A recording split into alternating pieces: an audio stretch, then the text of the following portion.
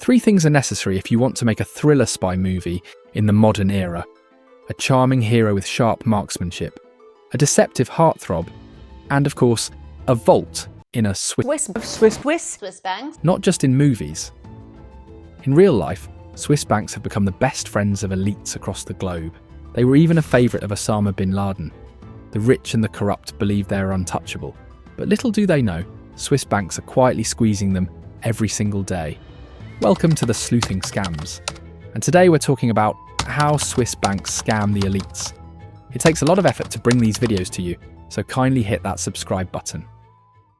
It all began in 1713, right after the War of the Spanish Succession, when Europe's elites were panicking about the safety of their fortunes. Monarchies were collapsing, wealth was shifting, and nobles across Europe were moving their money abroad to escape seizure, taxation, or outright confiscation. At that time, Geneva, though not yet part of modern Switzerland, had already gained a reputation as a neutral, stable, and Protestant financial centre, far from the reach of monarchies like France or the Catholic South. Wealthy French and Italian aristocrats, fearing their own kings and tax collectors, began depositing their fortunes in Geneva for safekeeping. In 1713, the Great Council of Geneva, the city's local governing body, issued a decree that required bankers to maintain strict confidentiality about their clients' identities and accounts. During the 18th and 19th centuries, Switzerland's neutrality in wars made it even more appealing to Europe's elite as a safe haven for their wealth. In fact, Switzerland hasn't fought a war since 1501, adding to its image of security. By the early 1900s, Swiss banks had become global centres of discreet finance. Then came 1934, when Switzerland passed the Federal Banking Act. Under Article 47, it became a criminal offence for any banker to reveal client information. Anyone who dared to do so could face up to 5 years in prison. From that point onward, Swiss banks became a heartthrob for the elites and for the corrupt. In 1944, leaked documents revealed that Heinrich Himmler, Germany's interior minister, sent a train loaded with US dollars and priceless art to Swiss vaults. Another reason Switzerland attracts so many wealthy clients is its easy and hassle-free account opening process. Anyone with internet access can create a Swiss bank account from home. But there's one big requirement. Here's the twist: you need at least 1 million Swiss francs to get started. The ongoing war between Russia and Ukraine has also increased the importance of Swiss banks as the world's elite scramble for financial safety. And then there's the ultimate favourite of the rich: the numbered accounts. Instead of the account holder's name, these accounts use a numeric code. Not even a bank employee can see who owns it. Even if the system is hacked, your identity remains hidden. Numbered account statements don't show the holder's name either, just digits. But behind all that secrecy and security, Switzerland quietly squeezes the elites. It starts with fees and charges that look small, but collectively drain fortunes. The cost of running a numbered account is around $300 per year. But if you live outside Switzerland, which most account holders do, you'll be charged a residency fee. Don't want your statement sent to your home country? That's possible, but you'll have to pay extra just for not receiving it. Numbered account holders don't get checkbooks either. Instead, if you want to use your funds, the bank gives you traveller's checks, which work like currency, but with a 1% charge each time. And of course, there are the bulletproof vaults. But did you know? On average, maintaining one costs around $500,000 per year. Unlike most banks, Swiss banks don't offer interest, and in fact, interest rates are often negative, meaning it's the account holders who pay the interest.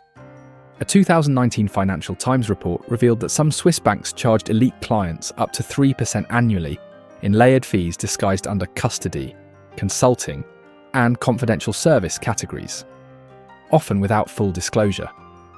And despite all this, we've seen incidents like the Credit Suisse collapse in 2023, when one of Switzerland's oldest and most prestigious banks, trusted by the ultra-rich for over 160 years, went bankrupt after years of scandals, mismanagement, and reckless risk-taking. Thousands of wealthy clients lost millions overnight as Credit Suisse shares and bonds became worthless. The very people who believed their assets were safe in the world's most stable banking system were blindsided. For example, holders of $17 billion worth of Credit Suisse, AT1 bonds were completely wiped out, while stockholders still got partial returns under UBS's emergency takeover. Many investors, including sovereign wealth funds and private millionaires, called it a betrayal of trust. Between 2008 and 2010, an employee at HSBC Private Bank, Geneva, stole data from over 100,000 elite clients and leaked it to authorities, the infamous Swiss leaks scandal. Many clients faced investigations, embarrassment and legal trouble, not because of wrongdoing, but because Swiss banks failed to protect their confidential data. In 2022, the Swiss secrets leak again exposed the personal details of thousands of wealthy clients worldwide, despite Swiss banks promising unbreakable confidentiality. The elites were scammed by a false promise of privacy that Swiss banks couldn't uphold. Swiss secrecy turned out to be a myth, and the people who paid the price were the ones who believed in it the most. And when banks face liquidity or legal crises, they often sacrificed their elite foreign clients first. During the 2008 financial crisis, under pressure from the US and EU, Swiss banks froze or surrendered elite accounts belonging to politically sensitive clients, often without warning or compensation.